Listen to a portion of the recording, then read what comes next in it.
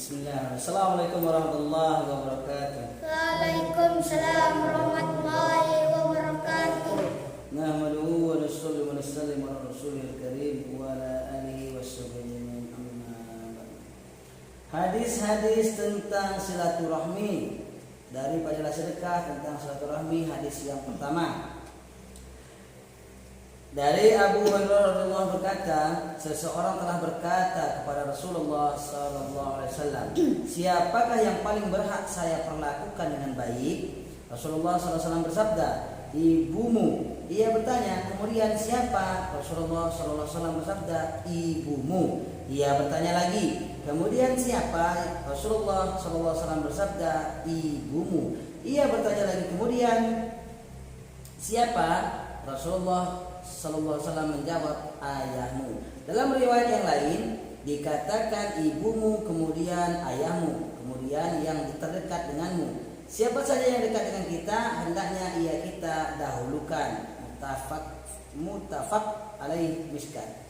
Keterangan berdasarkan hadis ini, sebagian ulama menetapkan bahwa hak seorang ibu itu untuk diperlakukan dengan baik dan dalam menerima pemberian adalah 3 bagian, sedangkan ayah 1 bagian. Karena Rasulullah SAW menyebut ibu sebanyak 3 kali, dan yang keempat kalinya adalah ayah.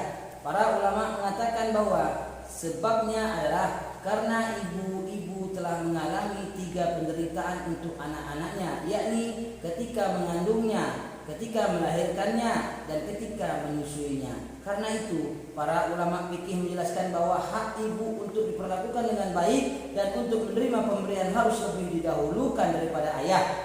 Jika seseorang karena ketidakmampuannya tidak bisa berbuat baik kepada orang tuanya, maka berbuat baik kepada ibu hendaknya lebih didahulukan. Tentunya telah jelas bahwa ibu lebih memerlukan kemurahan dan kedermawaan hati karena ia seorang wanita. Setelah kedua orang tua, keluarga-keluarga yang lain yang paling dekat hendaknya didahulukan. Dalam sebuah hadis disebutkan, mulailah berbuat baik kepada ibu, setelah itu kepada ayah, kemudian kepada saudara perempuan, kemudian kepada saudara lain yang terdekat, dan seterusnya. Janganlah melupakan tetangga dan orang-orang yang miskin. Bahs bin Hakim rahmatullahi meriwayatkan bahwa dari kakeknya bahwa ia meriwayatkan hadis dari Rasulullah sallallahu alaihi wasallam, wahai Rasulullah, kepada siapa saya harus berbuat baik dan bermurah hati? Rasulullah sallallahu alaihi wasallam bersabda, kepada ibumu.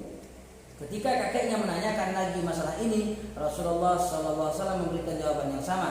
Ketika kakeknya menanyakan yang ketiga kalinya, beliau sallallahu alaihi wasallam menjawab, kepada ayahmu, setelah itu kepada keluargamu yang lain. Yang paling dekat hendaknya lebih didahulukan.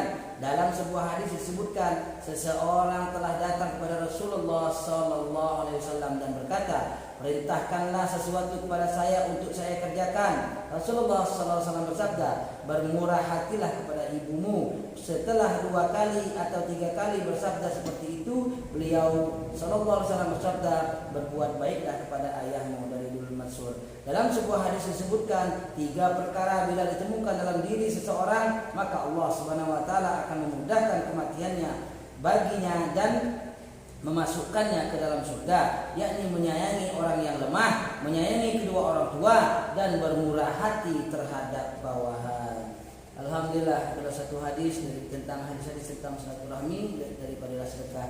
Mudah-mudahan apa yang kita dengarkan mampu kita sampaikan dan kita amalkan demi sempurna majelis. Mari kita tutup doa para majelis.